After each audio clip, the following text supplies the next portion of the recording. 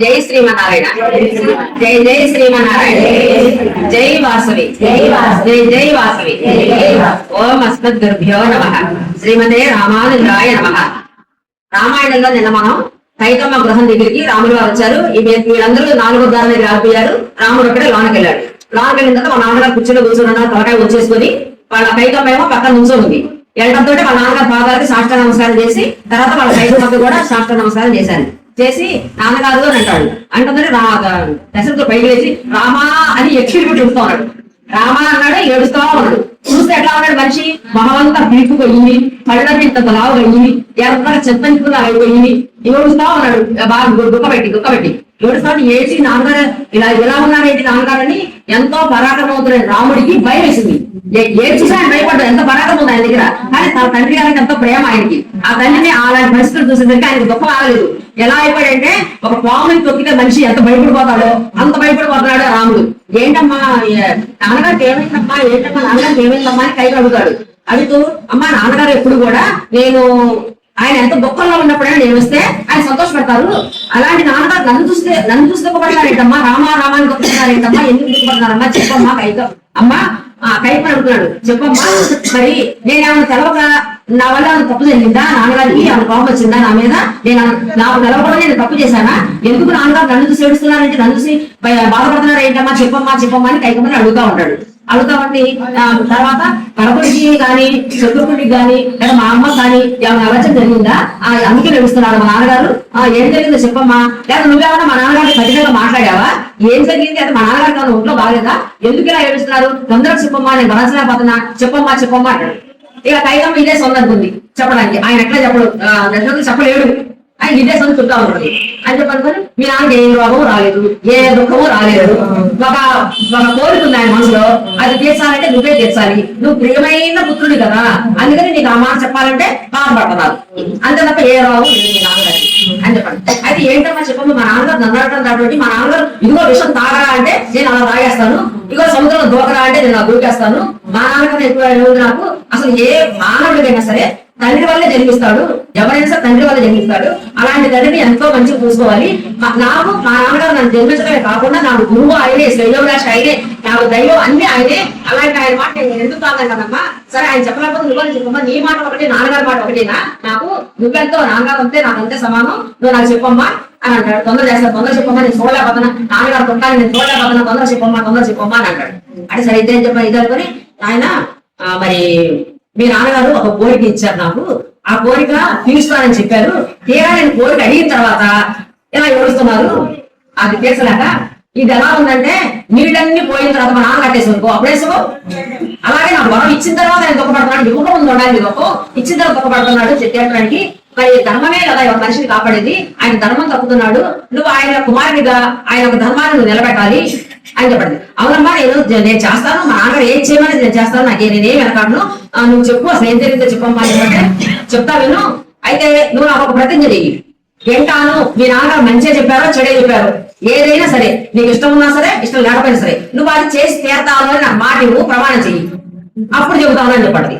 సరే అమ్మా ఏంటమ్మా నువ్వు వాళ్ళు అడుగుతున్నావు అంటే నాకే ఆ బాధగా ఉంది, ఎప్పుడైనా నేను నీ మాట కాదన్నా, నువ్వు ఏది చెప్పినా కూడా నేను కాదు అని అన్నానా, అసలు నేను కాదు అంటావని నువ్వు ఎలా అనుకున్నావు, ఎలాంటి మాట చెప్పినా సరే నేను కాదన్నాను కదా, నీకు తెలుసు కదా, నువ్వు వాళ్ళు అడిగావంటే నాకు ఎంతో చిన్నతనం ఉంది, రాముడు ఎలాంటి వాడు, మాట తప్పడు, అబద్ధం ఆడడు, నీతిగా నిజాయితీగా ఉంటాడు, సరే అయినా నువ్వు అడిగావంటే నేను ప్రమాణం చేస్తున్నాను చెప్పమ్మా అని చెప్పంటాడు. ఆయన నువ్వు మొదలుపెట్టిందిగా అక్కడ దేవాసుల యుద్ధం జరిగింది. ఆ యుద్ధంలో మీ నాన్నగారు బాగా గాయాలైపోయి సుఖతం పడిపోయారు, నేను నా ప్రాణానికి ఆయన ప్రాణానికి నా ప్రాణం అప్పేసి ఆ రోజంతా నేను కాపాడడానికి కలవలో పెట్టుకుని అప్పుడు నీకు 2 వరాలు ఇస్తానని చెప్పని మాటిస్తారు మీ నాన్నగారు. ఇప్పుడు ఆ వరాలు నేను అడిగేసరికి నీకు అప్రియం కలుగుతుందని ఆయన నీకు చెప్పకపోతున్నారు అని చెప్పండి. అని ఏంటో చెప్పమ్మా, ఆ వరాలు ఏంటో చెప్పమ్మా అని చెప్పారంటే మొదటి వరం భరతుడికి ఇప్పుడు నీకు ఏ సంభారణ గుర్తొచ్చారు అభిషేకం కోసం, ఈ సంభారణతోటే భరతుడికి రాజ్యాభిషేకం జరగాలి, నా కొడుకే రాజు కావాలి. రెండవ వరం ఏంటంటే నువ్వు అడవులకి వెళ్ళిపోవాలి, 14 సంవత్సరాలు అడవిలో ఉండాలి, నార వస్త్రాలు ధరించాలి, నేడి చర్మాలు కప్పుకోవాలి, జటావల్కాలు ధరించాలి అని చెప్పేసింది.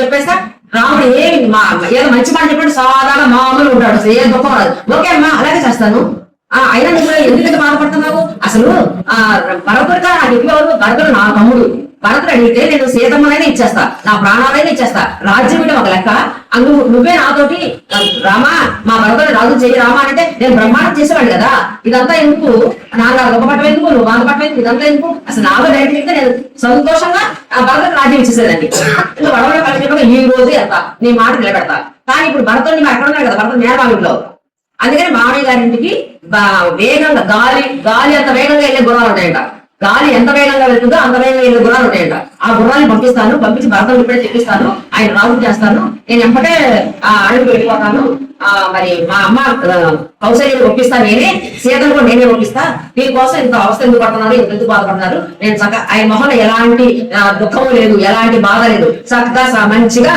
చెప్పాడు ఆయనకి కైకమ్మకి ఇది ఈ మాటలు ఏంటంటే నా దశరథ మహారాజుకి ప్రాణాలు పోతున్నాయి ఆయన మూర్చిపడిపోతున్నాడు మూర్చిపడిపోతుంటే ఇక ఆయన తొందర చేస్తుందేమా మరి నీకు అడిగి కంటే సులభంగా ఉన్నావు నువ్వు అడిగి కంటే సులభంగానే ఉన్నాగా ఇంకా బయలుదేరి ఇంటికి ఆలస్యం చేయకూడదు తొందర బయలుదేరు నువ్వు వెళ్తేనే మీ నాన్నగారు ఏడు బాగుతాడు మీ నాన్న స్నానం చేస్తాడు భోజనమైనా చేస్తాడు నువ్వు వెళ్ళకపోతే భోజనం చేయడు స్నానం చేయడు ఏడు బాబుడు అందుకే నువ్వు తొందరగా వెళ్ళు నీకు ఇష్టమైందన్నా కదా నీకు ఇష్టమైనావు కదా తొందరగా వెళ్ళు అని చెప్పండి ఇక ఆ మాట విని దశరథుడు మూర్చిపోతాడు మంచం మీద కూర్చొని మంచి మూర్చిపోయి కింద పడిపోతుంటే రాముడు పట్టుకొని కూర్చోబెట్టి అమ్మా నేను ఒక మాట అడుగుతున్నాను భరతుడు రాజుని చేస్తావు కానీ నాన్నగారి మాత్రం చాలా మంచిగా చూసుకోవాలి నాన్నగారికి సేవ చేయాలి నాన్నగారికి సేవ చేయడం నాకు ఎంతో ఇష్టం అలా అందుకే నేను చెప్తున్నాను నాన్నగారికి మంచి చూసుకోమని భరతుడిని అలా చూసుకునే బాధ్యత నీది నేను ఇప్పుడు ఎంపటే వెళ్ళి మా అమ్మని ఒప్పించి సీతను ఒప్పించి నేను నీ ముందరే నామరాలు కట్టుకొని నీ ముందరే జడావకాలు వేసుకొని నీ ముందరే తోలు కప్పుకొని వెళ్ళిపోతాను ఇంకేం గుర్తించదు బాధపడద్దు అని చెప్పని ఇక బయటకు వస్తాడు ఇదంతా విని లక్ష్మణుడికి కోపం ఏడుపు వచ్చేస్తాడు లక్ష్మణుడికి కానీ వాళ్ళ అన్నగారిని చూసి తగ్గుతాడు సమాజంగా ఉంటాడు ఈసారి బయటకు వస్తారు లోపల ఏం జరుగుతుంది బయట కాబట్టి తెలవదు కదా స్నేహితులు అందరూ గుంపుపోయారు అప్పుడు వాళ్ళందరూ మంచి బట్టలు మంచి నగలు వచ్చారు రాముడు పటాభిషేకాలు వచ్చేసారు వచ్చిన తర్వాత ఇక రథంలో వచ్చాడు కదా రాముడు అర్ధకాలం ఎక్కకుండా రాజ్యంలో వస్తే ఏం చెప్పుకోకూడదు దానికి మాటించాడు కదా ఆ మనుషుల నుంచి ఆయన పాటించేస్తాడు ఈ మరి వదలకూడదని చెప్పని రథం మీద చెక్కబడి ప్రజల్ని వదిలేయాలి రథాన్ని వదిలేయాలి ఈ రాజు మోగాలు కూడా వదిలేయాలి కదా ఇక అడవిపోవాలి అని దాన్ని వదలకోకుండా నడుస్తా ఉంటాడు ఇక జనమంతా ముక్కుముడారు రాముడి చుట్టూగా గుమ్ముడి రాముడి అన్ని మాట్లాడి అసలు ఏమి జరగదు చక్కగా వాళ్ళందరూ మర్యాద చేస్తూ వాళ్ళని సన్మానం చేస్తూ వాళ్ళందరూ మాట్లాడుతూ మంచిగా ఉంటాడు రాముడు ఏమి జరగనట్టుగా ఇక వస్తుంటే ఈయన అభిషేకం కోసం సంభారాలు పెట్టారు కదా ఆ సంభారాలకి నమస్కరించి వారి చుట్టూ ప్రదర్శన చేసి మరి తల్లికి చెప్పాలని చెప్పని కౌశల్య అందరికి వెళ్తాడు జై శ్రీమన్నారాయణ